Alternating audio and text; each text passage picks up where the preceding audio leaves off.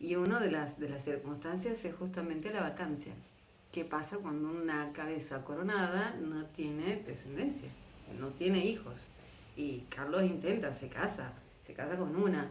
Parece que, dicen algunos, que se llevaba muy bien y era muy amoroso con su mujer, pero la mujer, creo que la primera se le murió, y después tuvo una segunda mujer, pero en esas circunstancias, perdone que no puedo ser tan exacta con el conventillo de la vida de Carlos II, porque no he estado tan ahí como debía estar. Pero ya lo voy a mejorar y se los comento si ustedes quieren. Lo cierto es que muere a una edad que en realidad sorprendentemente larga, porque vivió más años de los que todo el mundo apostaba sus fichitas en que iba a vivir. Vivió 35 años sin descendencia. Y por lo tanto sucede finalmente a la muerte de Carlos II aquello que estaban todos esperando. Y para el que más o menos habían hecho algunas alianzas ya previas al fallecimiento. Lo cierto es que Carlos deja, por supuesto, por estas múltiples alianzas con Europa que hacían desde hacía muchos siglos hacía muchos siglos no, pero un par, los españoles, había aspirantes al trono que tenían sangre de Carlos II. Uno de ellos, uno de los aspirantes, era Luis XIV, el terrible rey Sol, el hombre que había dicho que el Estado es él, l'État c'est moi. Perdón por la pronunciación francesa.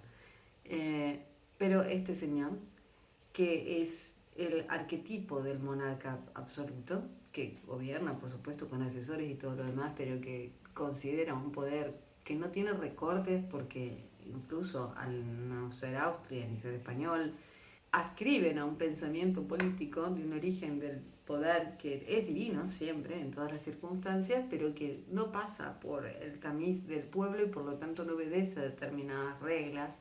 Los monarcas no obedecen a determinadas reglas, sino que, entiéndanse, ellos mismos, elegidos por la potestad divina, y por lo tanto a nadie le deben ningún tipo de explicación que no sea a Dios, y en algunas ocasiones por una cuestión de puja de poder al Papa.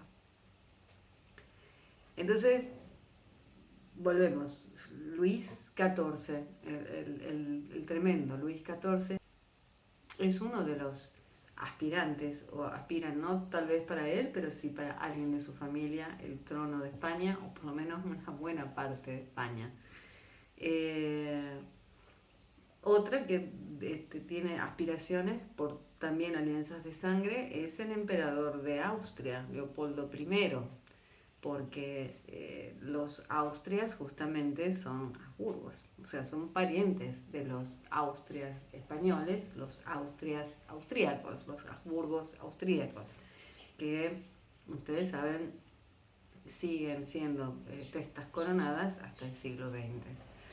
Y luego también tiene ciertas aspiraciones el elector de Baviera, también por alianzas de sangre, que tienen que ver con el origen de la dinastía Habsburgo. Y parece ser que Carlos estaba más o menos inclinado por o por lo menos lo estarían sus consejeros y así lo aconsejaron, y dejó un testamento diciendo que existe el testamento, que elegía como su sucesor, en el caso de no tener hijos, a el elector de Baviera, pero resulta que muere y por lo tanto Carlos hace un nuevo testamento diciendo que su elegido para sucederlo en la casa, en la corona de España, es Felipe de Anjou. Pero esto se hace a cambio de 2 o 3 cláusulas que hay que respetar. Y la primera y trascendental en el caso es respetar la integridad de España, la integridad territorial de España.